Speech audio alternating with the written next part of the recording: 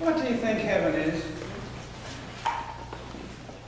A man told this story of his experience just before his father died. The man and his sister were taking care of their father, who was in the last stages of cancer. The man was staying with their bedridden father during the day, and his sister staying with their father through the night. It had been a hard day.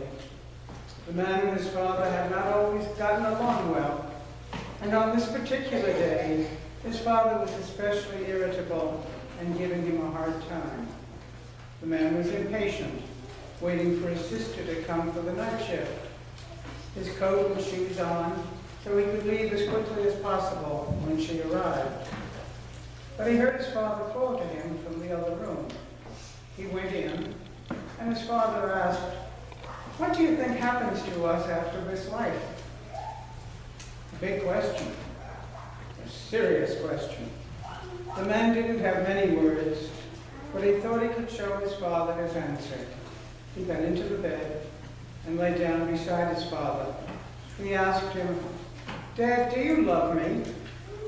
"You know I love you," his father said.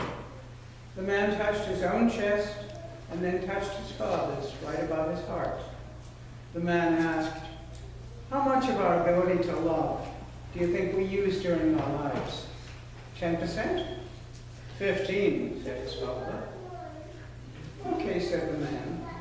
"In heaven," he said, touching his own chest and then his father's, 100%.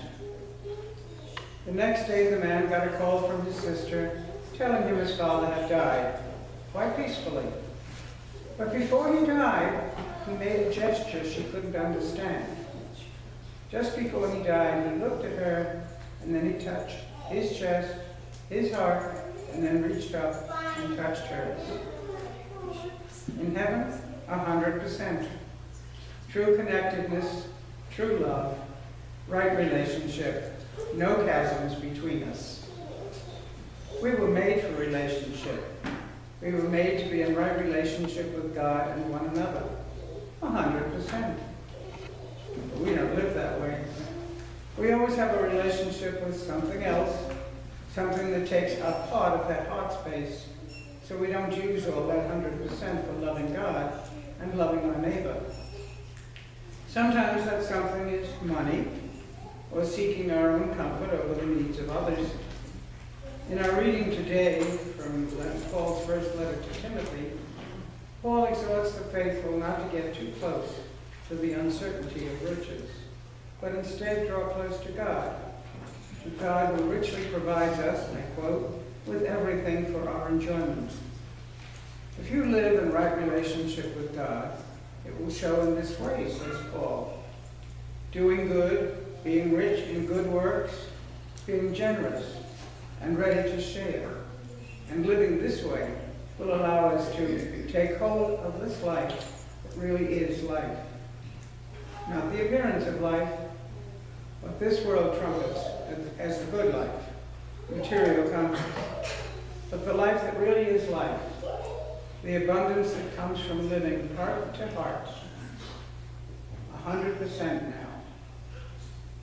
The story Jesus tells in the Gospel could be an elaboration on this reading.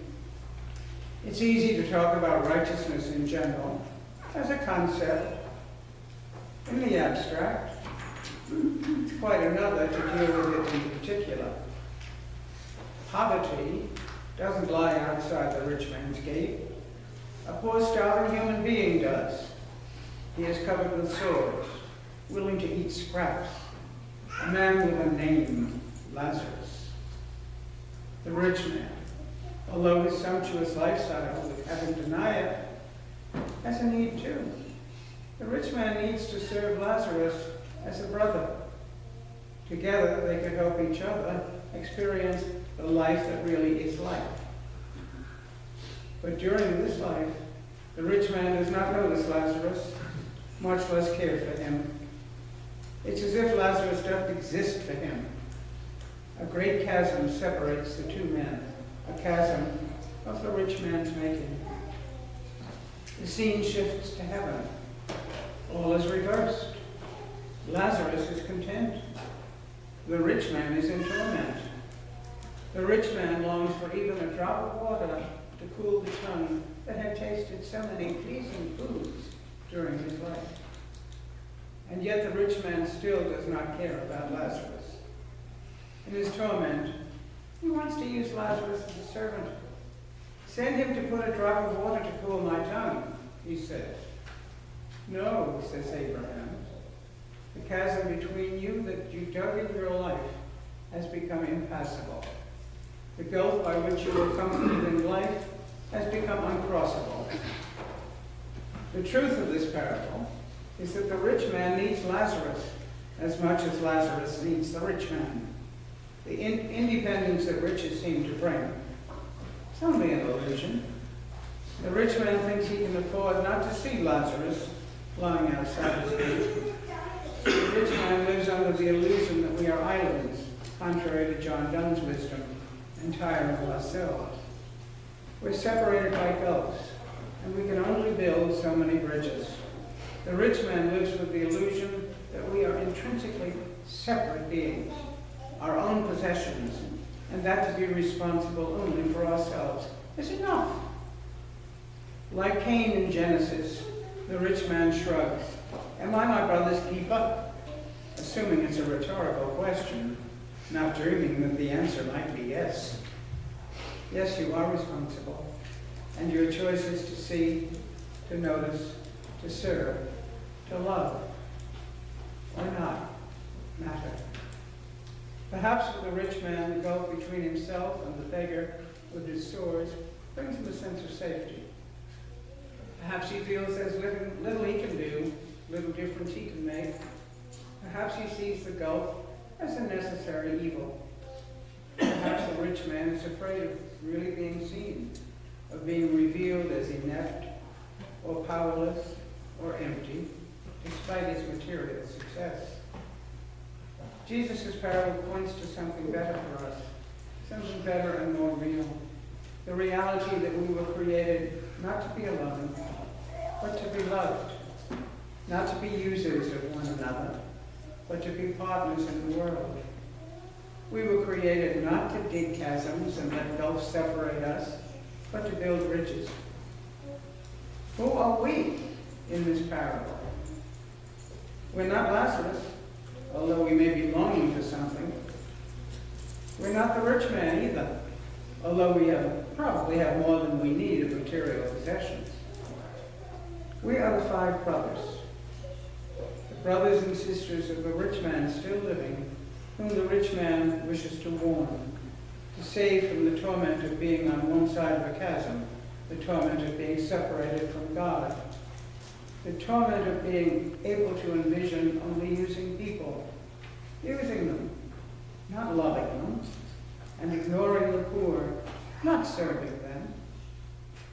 We are the 5 brothers, in danger of waiting for some spectacular sign from God before we will take the message seriously.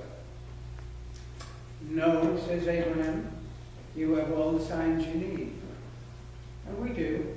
We have the word, we have the prophets. We even have a man risen from the dead. All of us have someone sitting by our gates, someone who gives us the opportunity to fulfill the promises of our baptismal covenant. Promises to seek and serve Christ in all people, to respect the dignity of every person. We have a choice to build bridges or dig chasms. And we can choose to use 100% of our capacity to love. To love now and not wait forever. Amen.